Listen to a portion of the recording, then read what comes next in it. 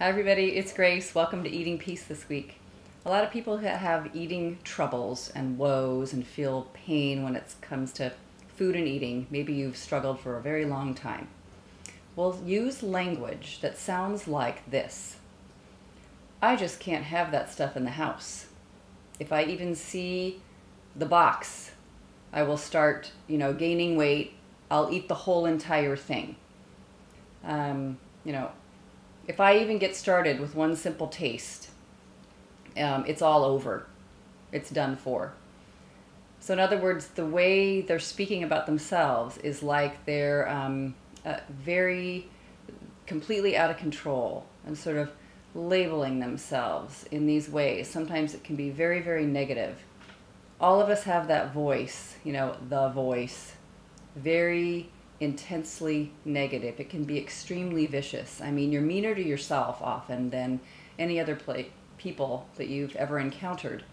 You'll watch yourself and there's sort of this commentator saying what's going on, what's happening. And when it comes to food and eating, it can be very harsh. Look at you. What are you doing? Oh my God.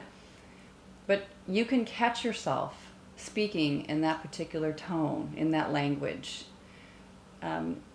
Just a simple approach to yourself as kind in many ways is so what you are craving and so what you're wanting. So if you've followed my videos or watched some of them, what I speak to quite often is that there's three major places that people bump up against something that feels really uncomfortable, and then one place that people go is vicious self-talk. And those three areas, those three feelings are powerlessness, emptiness, and fear. I feel powerless in this situation. I feel empty, like I'm just not enough in some way. I don't have enough. I am not enough. There's not enough for me. Or I'm afraid. I'm either just a little bit nervous or extremely anxious, terrified. There's so many things to be afraid of, right? And those are three big, huge, wide, expansive areas, and many things can strike those and make them fired up and very hot, powerless, empty, afraid.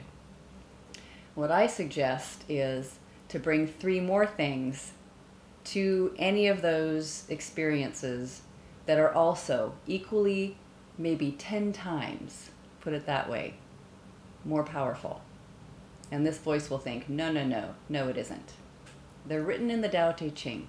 It's your three greatest treasures: compassion, patience, and simplicity. Compassion, patience, and simplicity. Also, very big, wide, expansive ideas, feelings, and approaches to being with those other three things or with life. But in those moments when you're having an interaction about food or something flies through the mind around, I'm going to go get such and such to eat, even though I'm not hungry, or you are speaking in that way about yourself, like, oh, if I saw that kind of ice cream and I got started on it, I'd eat the entire container. I'm just sure that's how I am. First, I love to be very, very simple instead of really complicated and to have to figure out all kinds of ways to solve or resolve this problem. And just stop. Just hold still. There's funny things I say from time to time about how to hold still. Drop to the floor. Stop, drop, and roll, just like you're on fire. But you can just slow everything down, and that you can, everyone's got this kind of voice too. You think you don't have it because it's sort of quieter and more off in the corner when you've had the vicious one running. But there is a voice that is fine with everything just being as it is. In fact, that is a stronger voice. It's very relaxed. It's sort of silent and quiet. You might fall back a little bit, fall backwards, kick back and feel what it's like to just hold still and not think you have to do anything. Simple. Be simple. Be like a rock. Be like a tree. Just What in this situation am I making very complicated so that I'm winding up feeling powerless or very frightened or empty? Maybe it's not so complicated.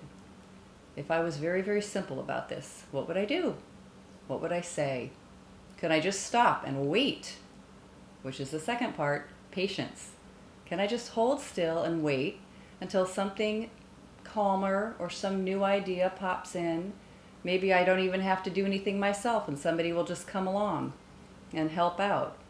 Or maybe I'll find a sense of peace or love in this moment on my own.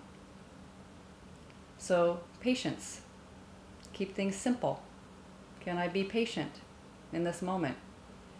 Patience is like waiting sometimes. Just kind of holding still. Can I be patient? Maybe there's another way to feel the feelings of powerlessness or being empty or being afraid and not panic, and not have to eat. Really, your true nature, I find every time for myself, even though I used to not think it, so I do understand the suffering involved in this, but your true self, your balanced self, who you really are, doesn't really even want to overeat. That other voice will say, you're born being somebody who wants to overeat. You're just a binge eater, you're just a mess, you don't have the mechanism inside that gets you to stop. You do. Nobody's born without it. It's just hidden. And the last thing is compassion. The last treasure that you have accessible to you is compassion. So, boy, that's completely different than that vicious, mean voice that's so nasty, the mean one. Compassion is very tender, very kind, patient, simple, kind. Here's the quote from the Tao that speaks to this. I have just 3 things to teach. This whole Tao Te Ching, the whole idea of quiet, simplicity, and awakening, all the writings here, and here it says, I have just 3 things to teach. Simplicity, patience, compassion. These 3 are your greatest treasures. Simple in actions and in thoughts, you return to the source of being. Patient with both friends and enemies, you accord with the way things are. Compassionate toward yourself, you reconcile all beings in the world. So if you think of eating behavior or food, any type of food, as your enemy, be patient with it. Be patient with your relationship to it. Be compassionate with yourself. Just hold those 3 words in mind and consider how you would be if you were somebody who was capable of accessing those things. So easy to go to the negative side and say, what a terrible person you are and you're such an idiot, there you go again. Or, if you just see a box of that, you're going to start eating from one end of the kitchen to the other, and that's just the way I am.